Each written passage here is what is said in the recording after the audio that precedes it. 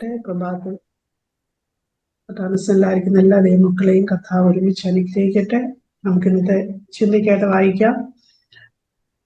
തീത്തോസിന് എഴുതിയ ലേഖനം അതിന്റെ 2-ാം അധ്യായം അതിന്റെ 11, 12, 13 വാക്യങ്ങൾ വായിക്കുന്നു. തീത്തോസ് 2-ന്റെ 11, 12, 13. സകല മനുഷ്യർക്കും രക്ഷാകരമായ ദൈവകൃപ ഉദിച്ചുവല്ലോ. നാം ഭാഗ്യകരമായ പ്രത്യാശയ്ക്കായിട്ടും മഹാദൈവവും നമ്മുടെ രക്ഷിതാവുമായ യേശുക്രിസ്തുവിന്റെ തേജസ്സിന്റെ പ്രത്യക്ഷയ്ക്കായിട്ട് കാത്തുകൊണ്ട് ഭക്തികേടും പ്രപഞ്ചമോഹങ്ങളും വർജിച്ചിട്ട് ഈ ലോകത്തിൽ സുബോധത്തോടും നീതിയോടും ദൈവഭക്തിയോടും കൂടെ ജീവിച്ചു പോരേണ്ടതിന് അത് നമ്മെ ശിക്ഷിച്ചു വളർത്തുന്നു. വാക്യം തുടങ്ങുന്നത് സകല മനുഷ്യർക്കും രക്ഷാകരമായ ദൈവകൃപ ഉദിച്ചുവല്ലോ എന്ന് പറഞ്ഞുകൊണ്ടാണ്. ദൈവത്തിന്റെ കൃപയുടെ ആ ഒരു മൂല്യത്തെക്കുറിച്ച് വളരെ വ്യക്തമായിട്ട് ഇവിടെ പറയുകയാണ്. സ്തോത്രം.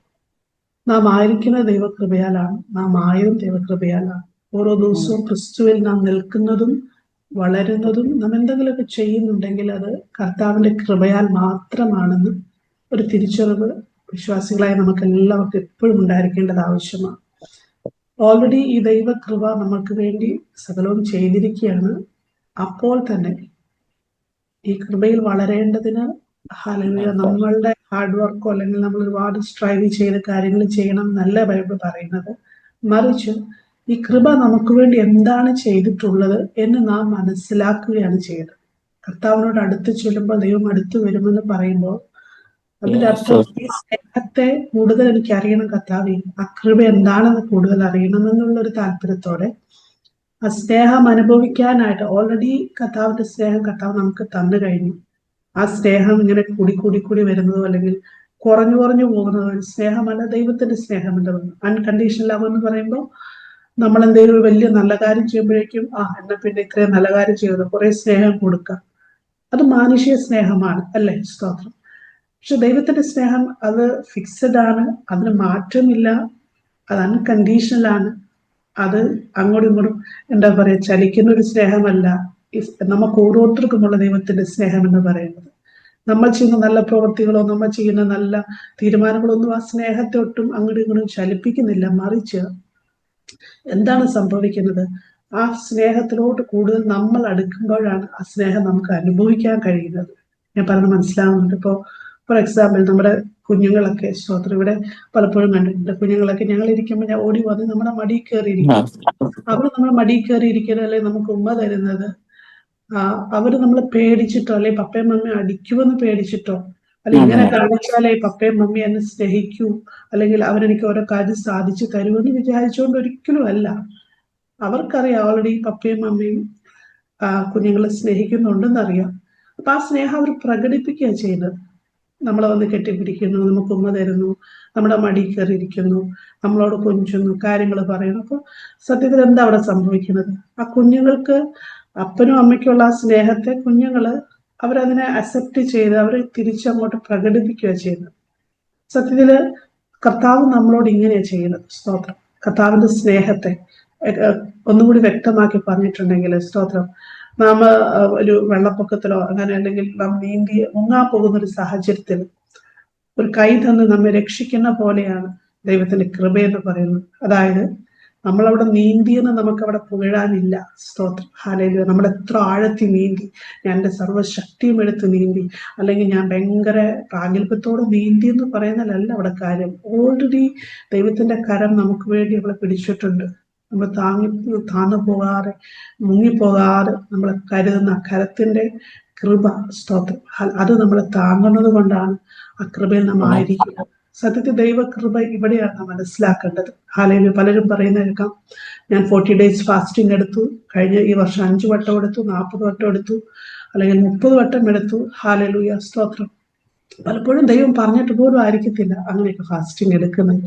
ശരീരത്തെ ദണ്ഡിപ്പിക്കുന്നതിന് ദൈവത്തിന് വലിയ താല്പര്യം ഉണ്ടാവുമെന്ന് ഞാൻ ചിന്തിക്കുന്നില്ല. നമ്മുടെ അകത്ത് ആന്തരികമായ മാറ്റങ്ങൾ ഒരുപക്ഷെ അതിലും വലിയൊരു കാര്യമായിരിക്കും. ഒരാളോട് ക്ഷമിക്കാനുള്ളത്, സ്തോത്രം, ഒരാളോട് നന്ദി കാണിക്കാനുള്ളത്, ഒരു നല്ല ഒരു പുഞ്ചിരി കൊടുക്കാനുള്ളത്, അതിലൊക്കെ വലിയ എഫക്റ്റീവായ കാര്യമായിരിക്കാം ദൈവം നോക്കുമ്പോൾ. സ്തോത്രം.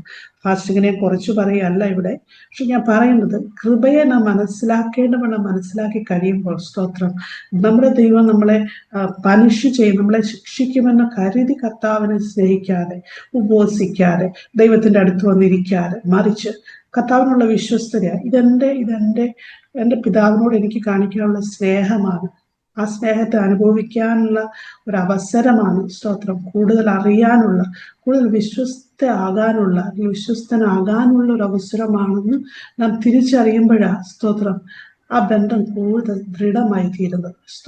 ഇവിടെ പറയുക, അപ്പോസ്തലൻ ഇവിടെ പറയുന്ന കാര്യം, സകല മനുഷ്യർക്കും രക്ഷാകരമായ ദൈവകൃപ ഉദിച്ചുവല്ലോ. It is already that. അത് അവിടെ ഉണ്ട്. സ്തോത്രം. ആ ദൈവകൃപ എല്ലാ മനുഷ്യർക്കും വേണ്ടിയിട്ടാണ്.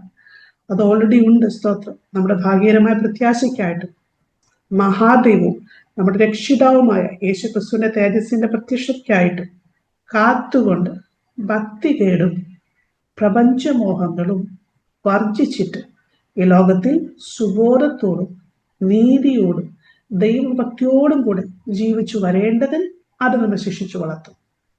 ഈ കൃപയിലായിരിക്കുമ്പോൾ ആ കൃപ നമ്മളെ നടത്തിക്കോളും. ഹല്ലേലൂയ. ആ കൃപ നമ്മളെ ബുദ്ധി ഉപദേശിക്കും. ആ കൃപ നമുക്ക് വേണ്ട വിധത്തിലുള്ള കാര്യങ്ങളെ നമ്മളെ ഉപദേശിച്ചു തരും, നമുക്ക് പറഞ്ഞു തരും. സ്തോത്രം. അതിന് നമ്മൾ ഭയങ്കര റിലീജിയസ് ആയിക്കൊണ്ട് എന്താ പറയുക, സ്തോത്രം, കഴിഞ്ഞ ദിവസം നാം ചിന്തിച്ചതുപോലെ മറ്റുള്ളവരെ കാണിക്കാനുള്ള പ്രവൃത്തികൾ അവസാനിപ്പിച്ചിട്ട്, സ്തോത്രം, കർത്താവിന്റെ സ്നേഹത്തിലോട്ട് ആഴത്തിൽ ഇറങ്ങുമ്പോൾ നാച്ചുറലായിട്ട് നമ്മളുടെ മാറ്റങ്ങൾ വരും.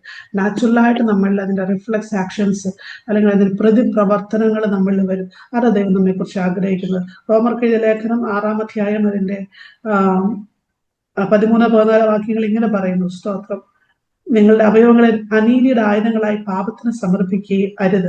നിങ്ങളെ തന്നെ മരിച്ചിട്ട് ജീവിക്കുന്നവരായി നിങ്ങളുടെ അവയവങ്ങളെ നീതിയുടെ ആയുധങ്ങളായി ദൈവത്തിന് സമർപ്പിച്ചുകൊള്ളുവിൻ. നിങ്ങൾ ന്യായപ്രമാണത്തിനല്ല കൃപയ്ക്കത്ര അധീനരാകിയാൽ പാപം നിങ്ങളിൽ കർത്തൃത്വം നടത്തുകയില്ല. സ്തോത്രം. അപ്പൊ നമ്മൾ ഒരിക്കലും പഴയ നിയമത്തിൽ ചെയ്തു വന്നതുപോലെയുള്ള കാര്യങ്ങളിലല്ല പ്രവർത്തിക്കേണ്ടത്. വ്യക്തമായിട്ട് എഴുത്തിനാത്മാവ് പറയുക, നമ്മളെ കൃപയ്ക്കത്ര അധീനരാകിയാൽ നമ്മൾ കർത്തൃത്വം നടത്തുന്നത് ദൈവത്തിന്റെ കൃപയാണ്, പാപമല്ല. സ്തോത്ര. പാപത്തിന് നമ്മളിൽ വാഴാൻ കഴിയത്തില്ല. സ്തോത്രം. അതിനോട് നാം നോ പറയുമ്പോൾ അത് മാറി തന്നെ നിൽക്കും. സ്തോത്രം. ഹല്ലേലൂയ. മറിച്ച് അതിനതിജീവിക്കാൻ വേണ്ടി കഷ്ടം സഹിക്കുകയല്ല ചെയ്യേണ്ടത്. നമ്മൾ വിശ്വസിക്കുക, ഓൾറെഡി കർത്താവ് എനിക്കതിൽ നിന്ന് വിടുതൽ തന്നു കഴിഞ്ഞു എന്ന് നമ്മൾ അതിനെ സറണ്ടർ ചെയ്യുമ്പോൾ, അത് കീഴടക്കുമ്പോൾ, സ്തോത്ര, അതിനെ നമ്മുടെ ഹൃദയത്തിന്റെ ആഴത്തിലുള്ള സമർപ്പണത്തോടെ നമ്മൾ കീഴടക്കുമ്പോൾ നമ്മൾ അത് ജയിക്കാനിടയായിത്തീരും. അത് വിശ്വാസത്തിന്റെ പ്രവൃത്തിയാണ്. ഹല്ലേലൂയ. അത് വിശ്വാസത്താൽ നമ്മൾ അങ്ങനെയാണ് വിശ്വസിച്ച് കർത്താവിനോട് ആമേൻ പറയുമ്പോൾ, യേസ് പറയുമ്പോൾ നമ്മൾ അത് ജയിക്കാനിടയായിത്തീരും. Praise the lord. ഹല്ലേലൂയ. അതുകൊണ്ട് കർത്താവിന്റെ ആത്മാവ് ദിവസങ്ങളിൽ അങ്ങനെയുള്ള വലിയ ദൈവപ്രവർത്തികളെ, വിശുദ്ധീകരണത്തിന്റെ ആഴത്തിലോട്ട് പോകുന്ന ദൈവപ്രവർത്തികളെ കർത്താവ് നമുക്ക് വേണ്ടി ഓൾറെഡി കർത്താവ് അത് ചെയ്തിട്ടുണ്ട് എന്നുള്ള വിശ്വാസത്താൽ, ഹല്ലേലൂയ, സ്തോത്രം, കർത്താവിനോട് അടുക്കാം.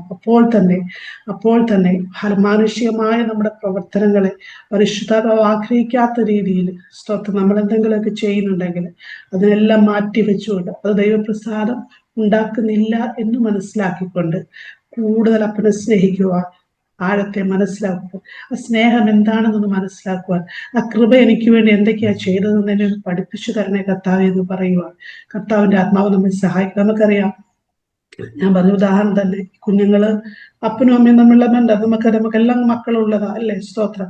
നമ്മുടെ മക്കളെ എത്രമാത്രം സ്നേഹിക്കുന്നു എന്ന് നമുക്കറിയാം. സ്തോത്രം. അവരുടെ സാമീപ്യം നാം എത്ര കൊതിക്കുന്നു, അവരെ നേർവഴി നടക്കാൻ നമ്മൾ എത്ര ആഗ്രഹിക്കുന്നു. നമ്മുടെ സ്നേഹം അവരൊന്ന് മനസ്സിലാക്കിയെങ്കിൽ നമ്മൾ ശരിക്കും ആഗ്രഹിക്കുന്നില്ലേ? ഹല്ലേലൂയ, സ്തോത്രം. അതുപോലെ കർത്താവിന്റെ അടുത്തുമായിട്ടുള്ള ബന്ധം നമുക്ക് ആ രീതിയിലൊന്ന് റിവേഴ്സ് ആയിട്ട് ചിന്തിച്ചു നോക്കണം. സ്തോത്രം. നമ്മുടെ കുഞ്ഞുങ്ങൾ എത്രത്തോളം അടുത്ത് വരുമ്പോൾ അവര് നമ്മളെ സ്നേഹിക്കാൻ വേണ്ടി അവരൊന്നും ചെയ്യേണ്ട ആവശ്യമില്ല സത്യത്തിൽ, അല്ലേ? കാരണം ഓൾറെഡി നമ്മുടെ സ്നേഹം അവർക്ക് വേണ്ടി അവിടെ ഉണ്ട്. സ്തോത്രം.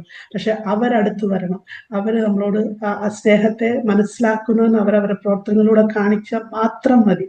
Price the Lord. ഇതുപോലെ കർത്താവിനെ സ്നേഹിക്കുവാൻ, ആ കൃപ നമുക്ക് വേണ്ടി എന്തെല്ലാം ചെയ്തു, കർത്താവ് ക്രൂശിൽ നമുക്ക് വേണ്ടി എന്തെല്ലാം ചെയ്തുവെന്ന് ആഴത്തിൽ മനസ്സിലാക്കുവാനും അങ്ങനെ കർത്താവിനെ സ്നേഹിക്കുവാനും കൃപയിൽ വളരുവാനും എതിർത്ത് നിൽക്കേണ്ടതിന് എതിർത്ത് നിൽക്കുവാനും വർജിക്കേണ്ടതിനെ വർജിക്കുവാനും നോ പറയേണ്ടതിനോട് നോ പറയുവാനും ദൈവത്തിന്റെ ആത്മാവ് സഹായിക്കട്ടെ. ഈ ദിവസങ്ങളിൽ അപ്രകാരമുള്ള ഒരു വിശുദ്ധ ജീവിതത്തിലോട്ട് കർത്താവിന്റെ ആത്മാവ് നമ്മളെ കൊണ്ടുപോകട്ടെ. ഹോളി സ്പിരിറ്റ് നമ്മളെ ലീഡ് ചെയ്യും, നമ്മളോട് സംസാരിക്കും, നമ്മളെ ഗൈഡ് ചെയ്യും. അതിനായിട്ട് ദൈവത്തിന്റെ ആത്മാവ് സഹായിക്കട്ടെ. ഈ വചനങ്ങളാൽ പകൽക്കാലം ദൈവം നമ്മൾ ഓരോരുത്തരെയും അനുഗ്രഹിക്കട്ടെ.